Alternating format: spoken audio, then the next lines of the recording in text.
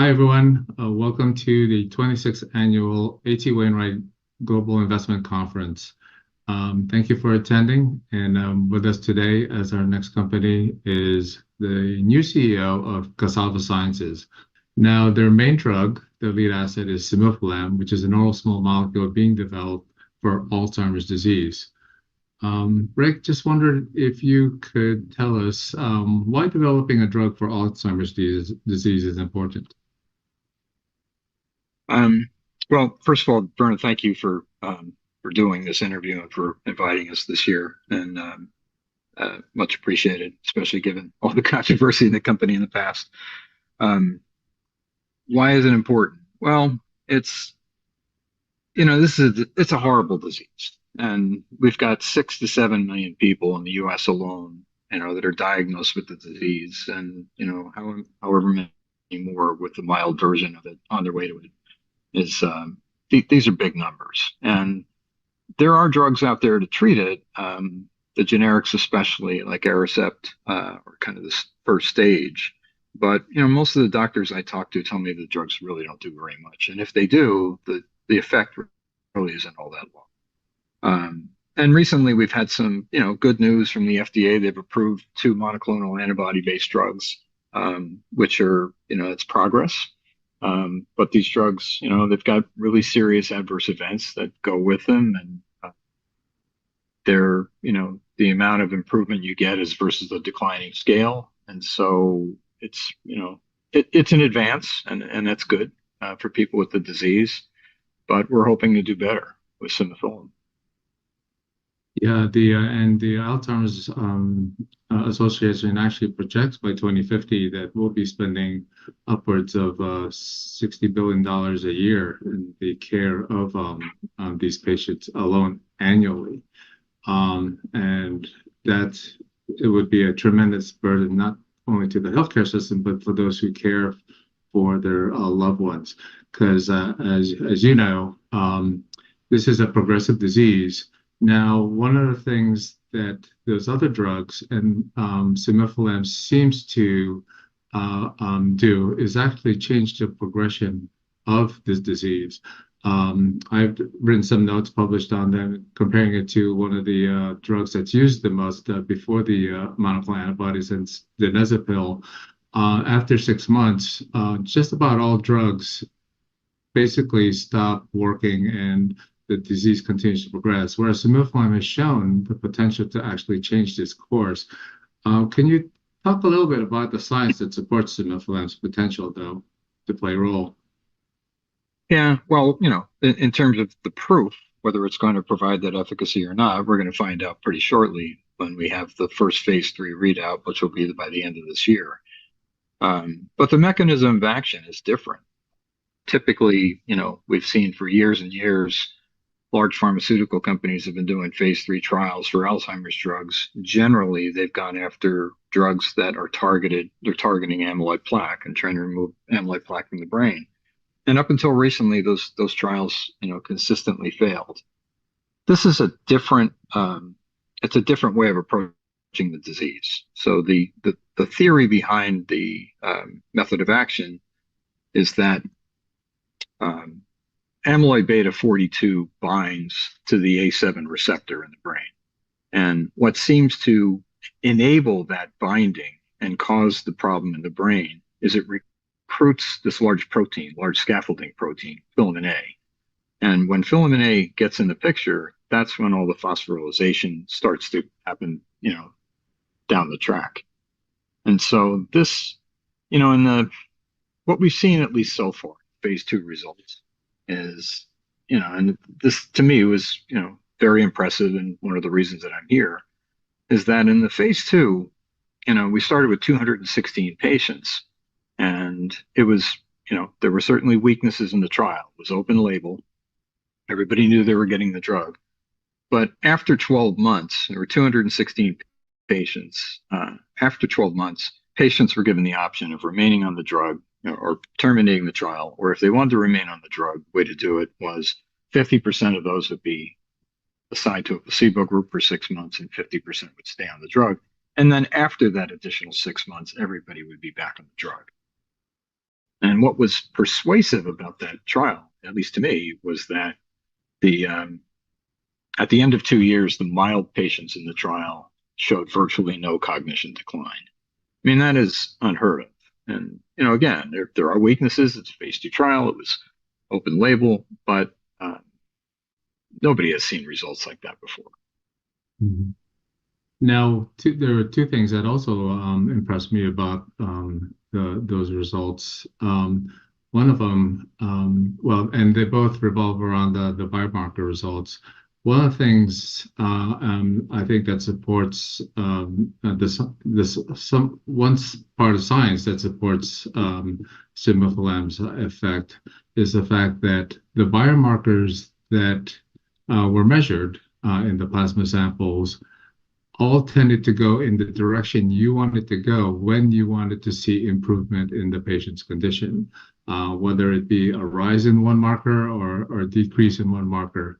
They all seem to be consistent, patient to patient. And one of the things that really excited me about that is simufilam seems to work very fast. In fact, it seems to work as soon as 28 days. There was some controversy, though, about the results at the time. Just wondered if you could touch a little bit about the controversy and how the two ongoing phase 3 clinical trials are addressing that, and then we can talk a little bit about the two phase 3 clinical trials. Sure. So when the phase 2b biomarker analysis was done first, it was sent off to a university lab in Sweden, Lund University, who I think just about everybody who's investigated it now recognizes that the results ended up getting messed up. So they showed, for same patients, biomarkers going in different directions. It just really didn't make any sense. So management at the time wanted to have those redone and chose to have them done at City University in New York from Dr. Hao-Yuan Wang, who was a co-collaborator on the drug very early on. And Dr. Wang's analysis looked absolutely brilliant. I mean, high correlation, statistically significant, just, really remarkable. So in some respects, in hindsight, the Lund University results were, too bad to be true, and Dr. Wang's might have been too good to be true. So subsequently, we put out an 8K, as you probably saw back in July, where there is some question now about was Dr. Wang able to unblind himself to 30% of the samples that he had in front of him back then. In the government's investigation, they believe that he was capable of doing that. I don't know if he did it or not, but out of to be cautious, we've told investors you shouldn't rely on those results. But they're not the only biomarker results we have. We have the results from Quanterix from basically the same samples. And while they don't look as brilliant as Dr. Wang's, they still look really good. So if you go forward to the phase 3 trial, at least for the one that's about to read out, we have 800 patients enrolled, roughly. And of those patients, 100 of them had plasma analyzed. So we're measuring p-tau 217, NFL, and GFAP. So there were readings taken at baseline, there were readings taken halfway through the trial, and there were readings taken at completion. And the really interesting thing is that we're going to have those results when we announce the cognition data later this year. So you're going to get both, you're going to get the two primary endpoints, as well as getting the biomarker data. So we're pretty excited to see what that looks like. And just to remind investors, this is Rethink, which is the 52-week study, 800 patients, dose of 100 milligrams simufilam. And at the time of the last press release, 555 have completed the study. That's where these results are expected to come from, right? That's right. That's right. And the other study is 1,100 patients. It's called Refocus, that actually involves two doses, 50 milligrams and 100 milligrams, but it is 76 weeks long. 420 have completed as the last time of disclosure. That's not expected to read out until mid to the latter half of next year, right? Probably mid, Mid? possibly in June of next year. Yeah, but right around then. Okay. And that Now, trial actually has a few more bells and whistles on it than the first does. So there are, in addition to the biomarkers that I just mentioned from you'll see in the first trial, we'll have the same biomarker readings, but we also have imaging. So we've got CT scans, PET scans, and there's also a group of patients who have had CSF analyzed. Now, that's pretty hard to get patients to agree to do, and I don't blame them. So there won't be that many samples. I think there'll be less than 100, but still, there will be some analysis of CSF biomarkers from that as well. now, a feature of these studies that you had announced recently was that you're going to allow some of these patients to continue on study drug, yes? That's right. Yeah, initially the open label extension. So, I mean, the way you've got to recruit these trials is because people have a 50% chance of going in placebo, at least in the first trial, is you have to give them the ability to get on the drug. That's where they're going to get in them. And the way this was structured was that when the 12 months for the trial was over, you had the opportunity to join an open label extension trial and get the drug for a year. And what we've done recently, I think we announced a month or so ago that we're now extending the extension. So what we're going to do with the open label extension is we'll extend it as far as another 3 years, but we've added some biomarker and cognition measurements to that study because we'd really like to see what the data looks like in the very long term. We think that's going to be really valuable. And frankly, it was really hard to, in my case, I get emails from, loved ones of patients who tell me the loved one who's on the open label extension and they're worried about the day that it's going to end. And, as we got together, the rest of the team and I just thought, look, people have gone to the trouble of getting on this trial. They feel as though they're getting a benefit, whether or not they are, we'll see when we get the results. But how can we take the drug away from them, when it's really their last hope? Yeah. And so for us, it just made the most sense to look, there's definitely a benefit for us to have this trial because we'll get more data on these patients. And if the patients, want to stay in the drug, that's good for them as well. So it will cost us some money, but it's certainly worth it. Now, one of the things about these studies along those lines is the fact that you could see improvement without unblinding the study. But along those lines, and that's the reason why these studies need to be necessarily large. That is, sometimes you could see a placebo effect, but I believe these are sufficiently long enough that, you'll definitely have a separation, in my opinion, at 52 weeks and certainly at 76 weeks versus, the control group. Just wondering if you could comment a little bit about the level of excitement about, participation in these studies on the patient side as well as the investigator side. Yeah, it's interesting. The trials at first seemed slow to recruit, but Yeah. Once we got to maybe it was a third of the way full. I mean, I wasn't running the company then; it was just a director, but it really seemed to accelerate.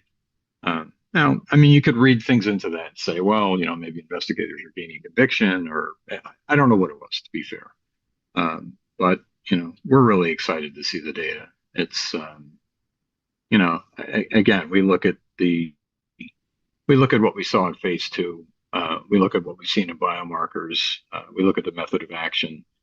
It's if this works, this will be, it could be a disease modifying drug that treats Yeah. Alzheimer's, and it may have a safe. So far, what we've seen is a safety profile that's just really pristine. Yeah, that's certainly my expectation. Although I have a neutral on the stock, I have previously projected that we could see peak sales approaching 10 billion, which is not unheard of in the drug discovery industry. When you have a whole huge number of patients waiting for treatment that actually works, as we saw in the past when Harvoni came on the scene for patients who were waiting for a drug that they could take for only as little as 12 weeks versus a 24 or 48-week interferon therapy. The drug sold $10 billion in its first full year on the market. So it's possible. And there's certainly a lot more patients with Alzheimer's than there are with chronic hepatitis C infection. So just to round out a few things in the last minutes that we have, the SEC investigation, you have set aside $40 million for that. Sounds like you have agreement, just waiting for the announcement and final word. Any further update on that? Yeah, we're very confident that 40 million is the right number. These things take a while. I think sophisticated people take a look at the calendar and recognize that the calendar, government's fiscal year, I think ends in the end of September.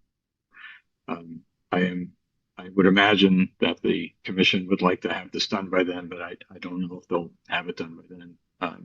We Yeah. we think that we'll get there. We think we have the right number, but we'll see in the not too distant future whether this gets done.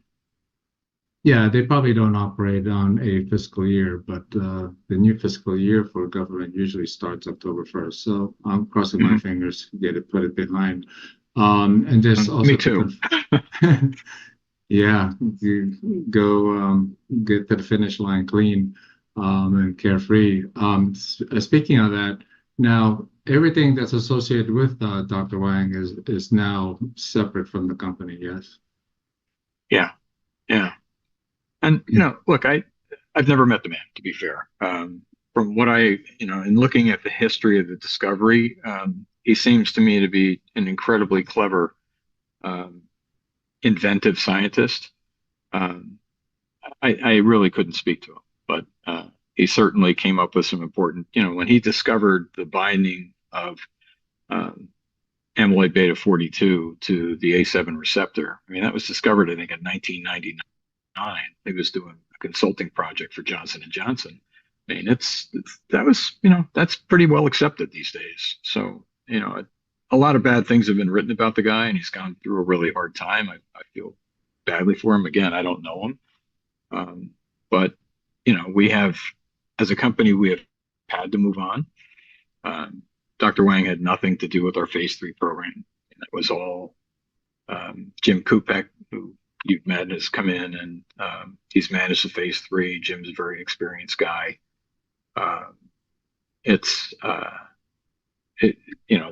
The trial has been run by Premier Research. Biostatistics will be done by Pentara. So data has been totally sequestered. We don't know what it looks like. We won't know until they tell us it's ready. But yeah, it's all been independent. And then just to fully tidy up, what can we expect between now and year end and mid next year as far as announcements? Well, you can expect a readout of the phase 3. That's about as big a catalyst as you can get. Again, we're pretty excited about it. I imagine every biotech CEO says the same thing, but I think we have good reason to be excited about it. We will have. There are a number of other things that we're doing. For example, the method of action has been under question by the critics.